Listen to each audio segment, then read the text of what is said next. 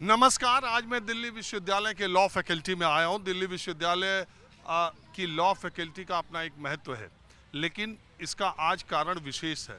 कल असल में रात को सोशल मीडिया एक्स पर एक ऐसी खबर आई जिसने नौजवानों को, खास करके लॉ की पढ़ाई करने वालों को पूरा देश में बेचैन कर दिया।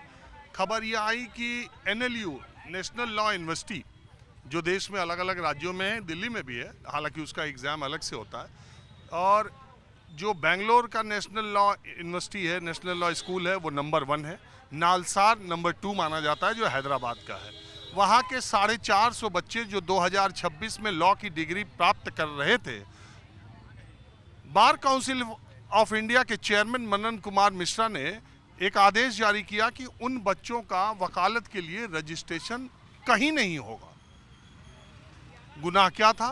गुनाह ये था कि जिस दिन उन्हें डिग्री मिलनी थी, उस दिन CJI, आमतौर पर नेशनल लॉ यूनिवर्सिटीज़ के ऐसे फंक्शंस में हाई कोर्ट के चीफ जस्टिसेज या सुप्रीम कोर्ट के चीफ जस्टिसेज या जस्टिसेज जाते, ये परंपरा में है। चीफ जस्टिस ऑफ इंडिया वहाँ जाते रहे। नंबर 2 का वो इंस्टीट्यूट है।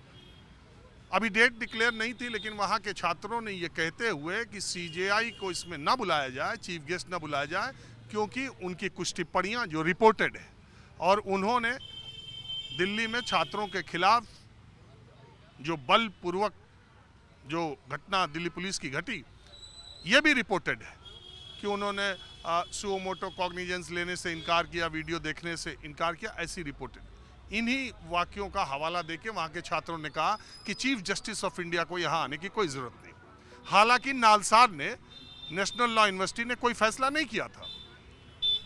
फिर इसके बाद कॉकरोच जनता पार्टी, सुप्रीम कोर्ट के खुद के बड़े वकील, तमाम क्षेत्रों से इस कदम की जब आलोचना होने लगी, तो मनन कुमार मिश्रा ने थोड़ी देर बाद उसको मॉडिफाई कर दिया, उसमें थोड़ा सा चेंज कर दिया कि जांच होगी, वो अपने राज्य में रजिस्ट्रेशन करा सकेंगे। जब और विरोध हुआ तो उन्होंने पूरा का पूरा फैसला वापस ले लिया। सुबह होते होते उन्होंने कहा, अरे ये तो बड़ा कम्युनिकेशन गैप हो गया, हम तो चाहते नहीं थे, छात्रों का हित चाहते हैं, और ये है और वो है, तमाम बातें करने लगे।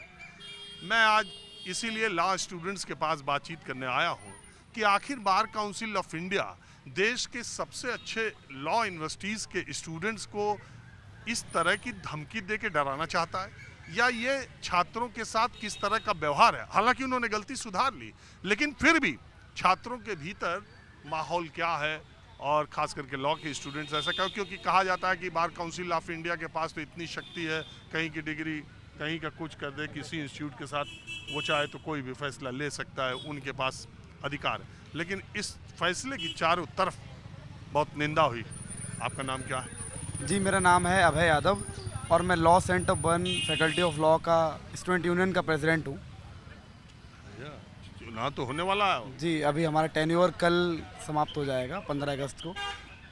अभी तो मैंने देखा आ रहा है, शेड्यूल आ रहा है सितंबर में चुनाव होने का। जी, शेड्यूल आ गया है। ये जो इस पे आप क्या मानते हैं, ये सारी घटना आपको मालूम है? नहीं तो मैंने बताई। नहीं, बिल्कुल मुझे पूरी घटना मालूम है। अब बार काउंसिल ऑफ इंडिया के चेयरमैन सर का जो लेटर हेड का बार बार दुरुपयोग करने का है, वो लगातार एक आदत बन गई है। और हम लॉ पढ़ते हैं यहाँ पे, तो कॉन्स्टिट्यूशन का आर्टिकल 19 हमें अधिकार देता है कि हम कुछ भी अपने अनुसार बोल सकते हैं, तो फ्रीडम ऑफ स्पीच हमारे पास है। अरे उसमें तो चीफ जस्टिस ने आज खुद ही कह दिया, ये हमारे और छात्र मेरा विरोध कर रहे हैं, मुझे वहाँ जाना है, इसमें बार काउंसिल ऑफ इंडिया मनन मिश्रा कहाँ से आ जाते हैं? उन्होंने खुद ही एक तरह से फटकार लगाई। मनन मिश्रा जी का जो लेटर हेड है, वो बार बार कहीं ना कहीं, मनन मिश्रा खुद राज्यसभा सांसद हैं बीजेपी से, तो कहीं ना कहीं वो खुद लोगों को खुश करने के चक्कर में इस तरीके के निर्णय लेते रहते हैं। इससे पहले भी अभी हम अपने लॉ फैकल्टी की घटना बताते हैं। हमारे यहाँ लॉ फैकल्टी में बार काउंसिल ऑफ इंडिया ने इस बार पार्टी थी, bar council of India Sushant Rohilla के जजमेंट में, जिसमें इस बार अटेंडेंस मैंडेटरी नहीं थी, और बार काउंसिल ऑफ इंडिया ने हमें एग्जाम्प्ट करा था कि आप बिना अटेंडेंस के इस बार एग्ज़ाम में बैठ सकते हैं। फिर होता क्या है, जब हमारी डिग्री पूरी हो जाती है तो हमें बार काउंसिल ऑफ इंडिया एनरोल करने से मना कर देता है, जिसमें मैं खुद एक जजमेंट लेके, एक अपना मेमोरेंडम लेके बार काउंसिल ऑफ इंडिया जाता हूँ, वहाँ के प्रिंसिपल सेक्रेटरी से मिलता हूँ, तब जाके वो हमें अलाउ करते हैं। जब हम यहाँ पे प्रोटेस्ट करते हैं, यही CLC के नीचे हमने यहाँ पे करीब पूरे दिन प्रोटेस्ट किया था, तब जाके शाम को ये लेटर जारी हुआ कि आपको एग्जेम्प्ट किया जाएगा। तो लगातार इस तरीके की चीज़ें होती रहती हैं, जो कि मुझे लगता है कि हम कॉन्स्टिट्यूशनल राइट पढ़ने वाले लोग हैं और हम किसी को अपने अनुसार वकालत पढ़ने वाला आदमी, वकील जो है, उसका काम दूसरे के अन्याय के खिलाफ अदालत का दरवाजा खटखटा के न्याय दिलाना है। और उसे ही ये कहा, अगर इस तरह के फैसले उसके ही, और खास करके देखिए नालसार तो बहुत फेमस इंस्टीट्यूट है और उसकी पोजीशन भी इस देश में कहीं ना कहीं बहुत अच्छे लॉयर्स को निकालने के लिए बड़ा महत्वपूर्ण रोल रहता है नालसार और सारे एनालिस्ट का। तो अगर इस तरीके की घटना आएंगी तो पूरा इस तरीके से कॉम्प्रोमाइज़ दिखता है सिस्टम, कि सिस्टम क्या किस हद तक कॉम्प्रोमाइज़ हो सकता है, ये दिखा रहा है इस चीज़ों को।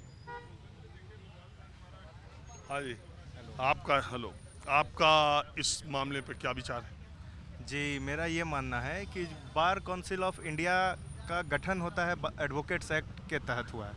एडवोकेट्स का वेलफेयर छोड़ के इस टेन्योर में मनन कुमार मिश्रा जी ने हर काम किया। लेकिन इतने लंबे समय से तो उन्हीं का टेन्योर चल रहा है, और 2012 से थे, 14 में कुछ दिनों के लिए नहीं थे, फिर अभी इस पे भी एक प्ली सुप्रीम कोर्ट में फाइल हो गया है कि आज ही हुआ। आदमी 2 पोस्ट कैसे होल्ड कर सकता है। अब तो या तो राज्यसभा रहिए, या तो आप पार्टी चला लीजिए, या तो आप ये बार काउंसिल ऑफ इंडिया चला लीजिए।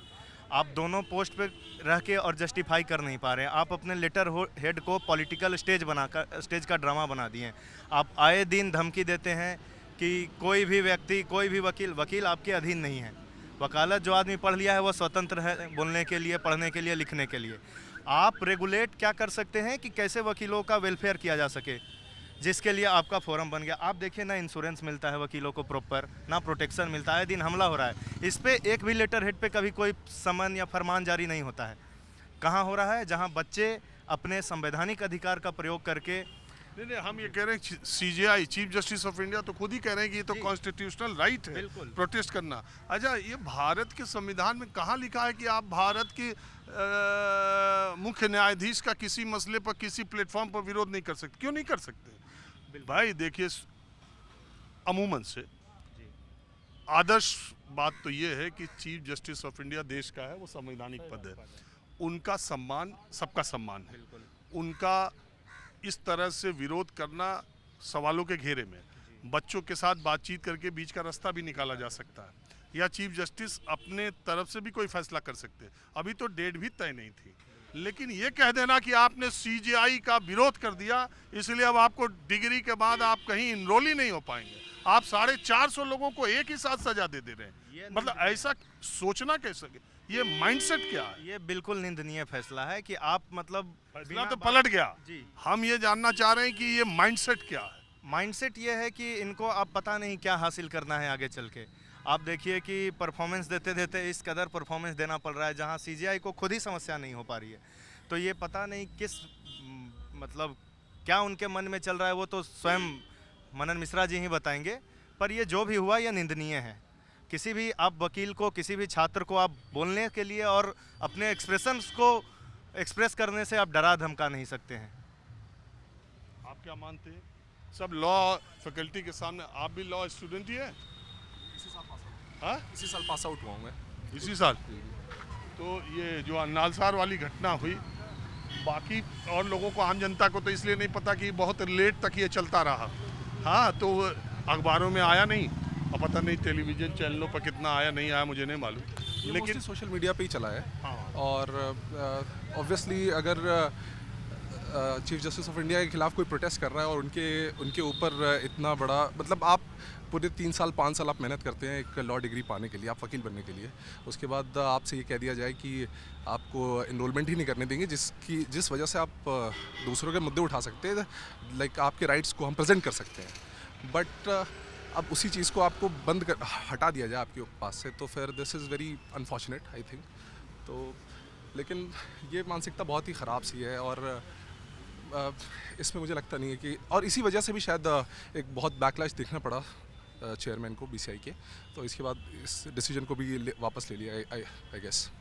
नहीं, देखो, डिसीजन को वापस ले लिया, डिसीजन लिया ही गया कि इस माइंडसेट से। ये सोचने वाली बात है कि आप देश के प्रीमियर इंस्टीट्यूशंस के बच्चों को ऐसे फॉर ग्रांटेड कैसे ले सकते? दूसरी बात, जिनके बच्चे नालसार में थे या नालसार में के वो बच्चे, वो 1.5-2 घंटे जो चला है वो तो ठीक है, इतना बैकलैश हुआ कि इनको वापस लेना पड़ा, लेकिन ये पूरे देश के बच्चों के दिमाग में तो एक बात जाएगी कि अगर आप प्रोटेस्ट करते हैं तो देख लो बीसीआई ने एक बार ऐसा फैसला कर लिया था, ये बात बच्चों के दिमाग में तो जाएगी।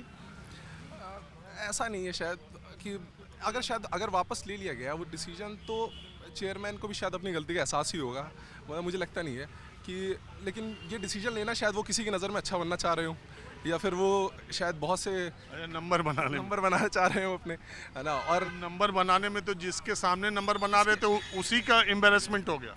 ये बात सच है। आप प्रेसिडेंट्स पहले की भी देखेंगे कि chief justice of supreme court को जब राज्यसभा की सीट्स दी जाती हैं तो क्या ये शायद उन सब चीज़ों का ही ये असर तो नहीं है, कहीं हम ये भी सोचना चाहिए हमें कि अगर चीफ जस्टिस ऑफ इंडिया को अगर हम राज्यसभा का सीट दे रहे हैं तो जब चेयरमैन इस तरीके के डिसीजंस ले रहे हैं, क्या वो भी ये उपलब्धि पाने की कोशिश कर रहे तो हैं? है ऑलरेडी राज्यसभा और बीजेपी की। ये अच्छा नेक्स्ट टर्म, हाँ नेक्स्ट जो भी अब उनका जो भी डिसीजन रहे, जो भी अब शायद मुझे यही लग रहा है कि वो इसी वजह से ये सारे डिसीजंस ले रहे हैं।